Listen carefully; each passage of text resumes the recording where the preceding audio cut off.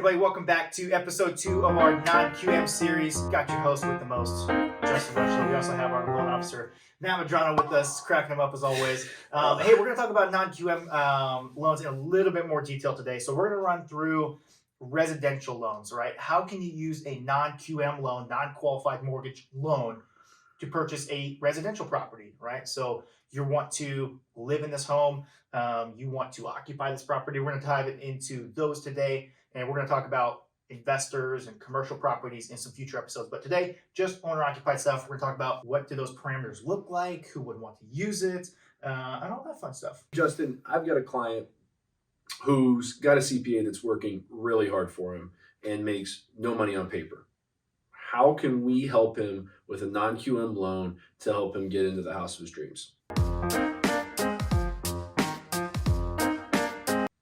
That's the perfect scenario for a bank statement loan. So one of probably the biggest loan program in the non-QM world is the bank statement loan. So what we do in that scenario is, as opposed to looking at your tax returns, right? Let's just say you make, let's use an easy number like $120,000 a year, $10,000 a month, right? So we're breaking that down.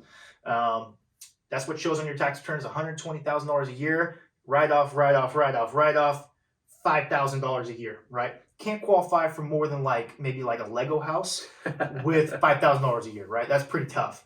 So what we can do is, as opposed to looking at your tax return, we can get 12 or 24 months, whichever is a better average, for a bank statements for either your personal or your business account.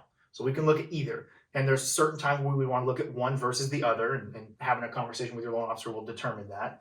And then from there, let's say you have an average deposit amount of $10,000 a month, right? $120,000 a year on average.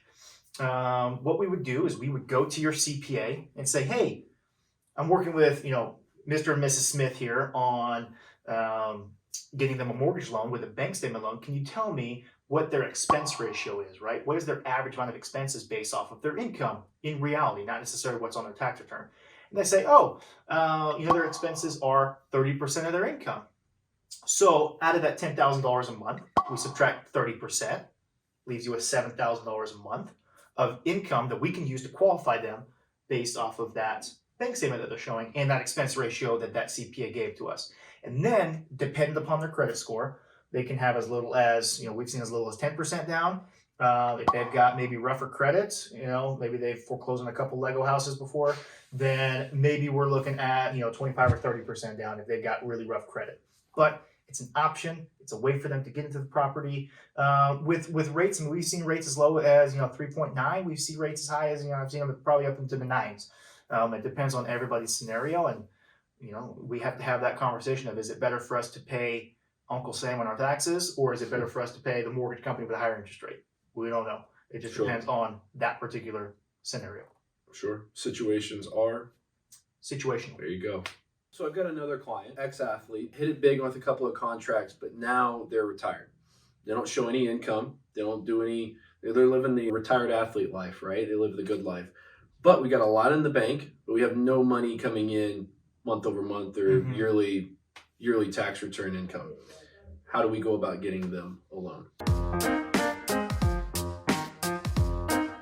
So there's a couple different ways that we can do this. And actually, believe it or not, we can probably make that person go into a QM world. They just got to jump through a couple hoops.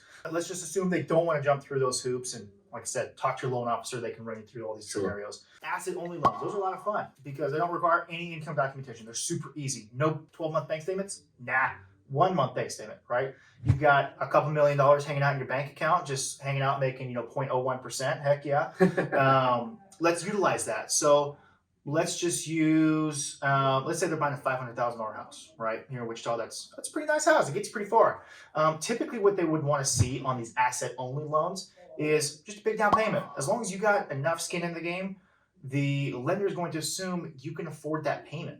So they're like we mentioned kind of in that first episode, if you're putting $100,000 down on that house, you're already going to make sure that you can afford that payment per month, right? We're going to have, and as a good loan officer, right, we want to make sure you're very aware of what that payment looks like and making sure you can afford it. Of course, you got a couple $1 million in the bank, you could probably absorb a $2,500 a month payment. So with these asset-only loans, they require a big down payment up front. And of course, these are dependent upon credit scores. High credit borrowers are going to have less of a down payment. They're probably going to stick to that 20. We've seen as high, as low as 15% down. If you've got worse credit, right, you foreclose on some of those Lego houses, then they're going to probably put you somewhere in that 25 to 30% down range, just to make up a little bit more for that credit risk. Just because you don't have a great track record of making those payments. Now, So- surely one of the other things that I'm going to want to see in that application is some reserves. Yes. Can you talk about that a little bit? Yeah. Yeah. So and this is mostly for all non-QM products, right? They're going to want to see some what are called reserves. So what those are funds over and above what you need for closing. So let's say you need $100,000 to close. It's your down payment, your closing costs, and all that fun stuff. Typically, they would want to see a little bit more than $100,000 in the bank account. Maybe they want to see 110, 120, 130, 150, whatever the magic number is, which once again goes back to what your credit score is. With a high credit score, they don't really need to see too much. They may only want to see, and they base these off of months of reserves, and those months are calculated by what your monthly payment is. So, for example, let's say your payment is $1,000 a month. They want to see 6 months of reserves. They would want to see $6,000, 6 times $1,000 a month. And scale that up depending on what your payment is, what your credit score is, and how many months of reserves you may need from there. Great. So there's a little bit about 2 of our different non-QM programs that are available out there for somebody who makes a ton of money but no money on paper, and somebody who makes 0 money but has a ton of money hanging out in their bank account. These are not the only 2 programs. There's way more than this depending upon what the particular situation is. But those are 2 umbrellas that we typically see our clients fall into, and that you may actually fall into as well. So, of course, if you have any questions about this, feel free to reach out to us. Our information can be down in the description. We'd be happy to take a look at your particular scenario, your friend scenario, your first cousin once removed scenario. We can take a look at it for you. We'd be happy to do so. Stay tuned for episode 3. That'll be coming out probably next week, I would assume, assuming our editor is doing fantastic. Thanks again for watching. Make sure to like, comment, and subscribe, and we will see you guys next week. Thanks.